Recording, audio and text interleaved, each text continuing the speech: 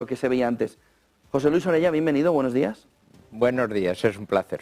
¿Qué es lo que ha sucedido el sábado? ¿Y cuáles son las consecuencias a corto y medio plazo de lo que está sucediendo en Israel? Porque lo que parece evidente es que el mundo está en guerra ya.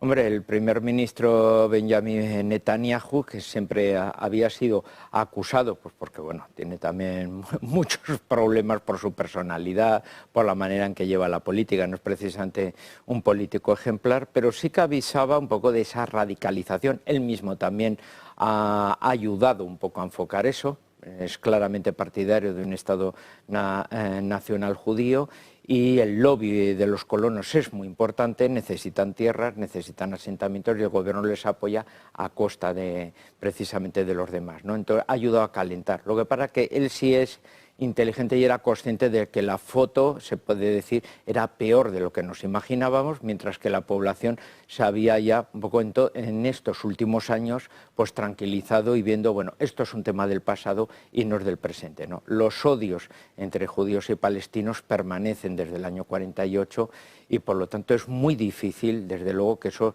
se intranquilice, ¿no? Ahí. Y entonces, claro, ha sucedido lo que ha sucedido. ¿Y ahora qué? ¿Irán es la clave de todo el conflicto?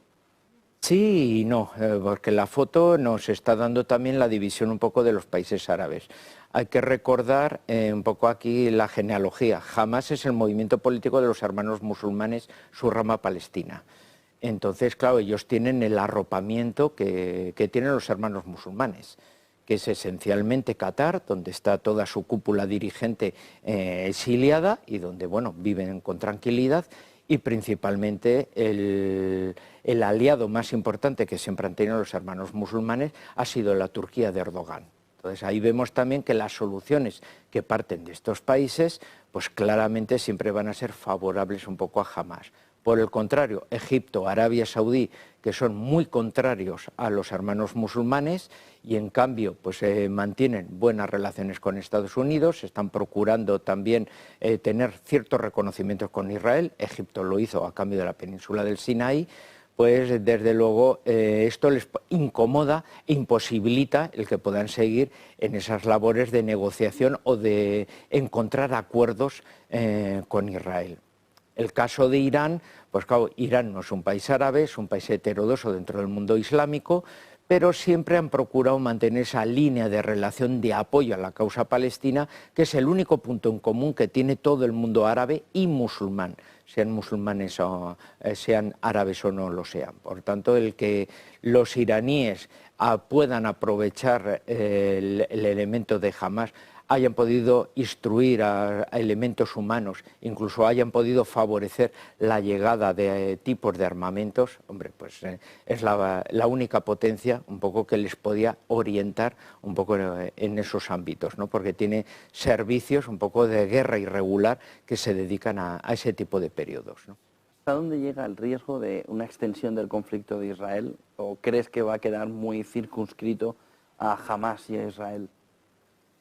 Es un poco difícil. Si Irán está muy integrada en el asunto, pueden activarse todas sus ramas. Estamos hablando claramente de Hezbollah, que es el único movimiento político libanés que mantiene su milicia, porque la está usando en Siria. Por tanto, ahí podemos ver que no solo el resto de las fuerzas palestinas, por las brigadas al-Quds de la Yihad Islámica que están también luchando, o las de los mártires de Al-Aqsa, que sería la rama Tansin de la OLP, pues todas las ramas palestinas están, sino que también podría, por ejemplo, esa frontera norte o incluso en aquellos ámbitos en los cuales, bueno, pues podrían un poco movilizarse. Y especialmente una nueva primavera de grupos terroristas que iniciarían ahora su colaboración con el mundo palestino y que habían quedado después del hundimiento y la derrota del Estado Islámico y de Al-Qaeda,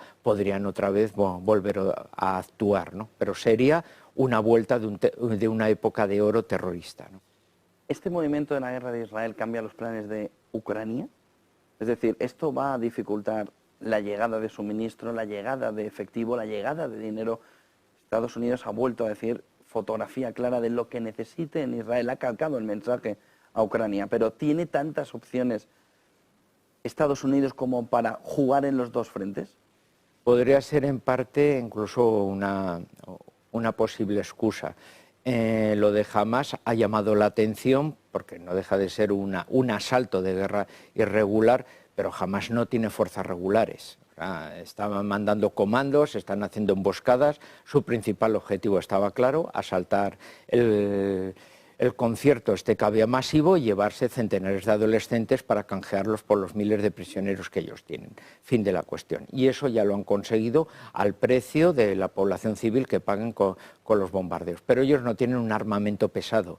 Pueden comprar en el mercado negro armas ligeras, que muchas de ellas proceden incluso de Ucrania. Otra cuestión es que en la carrera electoral de Estados Unidos les pueda servir de excusa para ir ya cortando suministros por el endeudamiento, y esto sea una excusa. Pero Israel no está en guerra con un Estado, no está en guerra con otro ejército, no está en guerra con Siria, con Egipto, con otro país árabe que sí necesitaría ese reforzamiento.